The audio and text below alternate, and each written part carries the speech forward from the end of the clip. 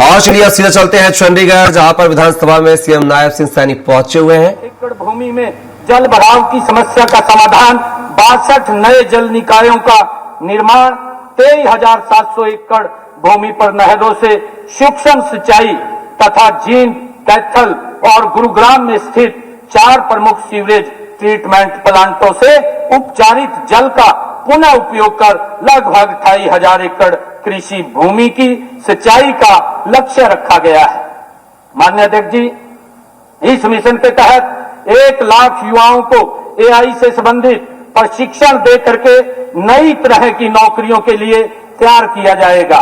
पिछले बजट में मेरी घोषणा अनुसार 16 जुलाई 2025 को डिपार्टमेंट ऑफ फ्यूचर की स्थापना हो गई थी। मुझे हर्ष है कि वित्त वर्ष 2026-27 में 4 विभागों के 21 प्रस्तावों में इस विभाग के सुझाव पर 1,837.65 करोड़ का प्रावधान फोरसाइट NX नाम से किया गया है।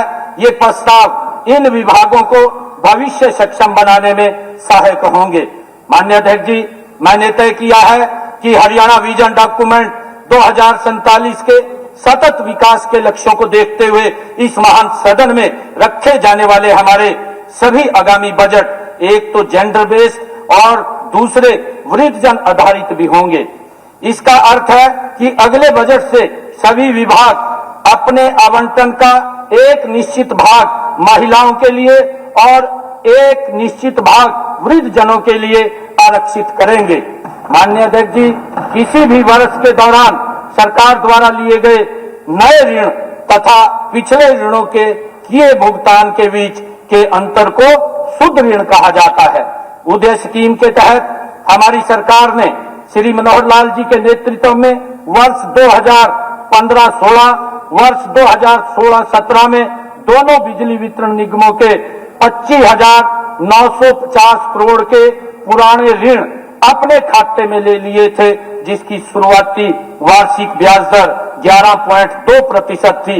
सरकार ने 8.21% की ब्याज दर पर उदय बॉन्ड जारी किए, जिससे उत्तर एवं दक्षिणी बिजली वितरण निगमों को ब्याज के रूप में 6,200 करोड़ रुपए की बचत हुई है। यह हर्ष की बात है कि अब 25,950 करोड़ के ऋण में से केवल 1,730 करोड़ का ऋण वापिस करना बाकी है, जिसे हम वर्ष 2026-27 में ही वापिस कर दिया जाएगा।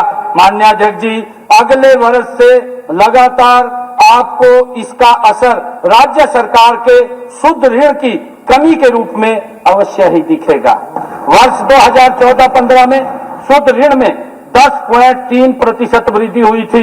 वर्ष 2024-25 में शुद्ध ऋण में यह वृद्धि गिरकर 4.91% रह गई है। वर्ष 2025-26 के संशोधित अनुमान के अनुसार यह 35,457 करोड़ है, जो कि वर्ष 2026-27 के बजट में 40,148 करोड़ अनुमानित है।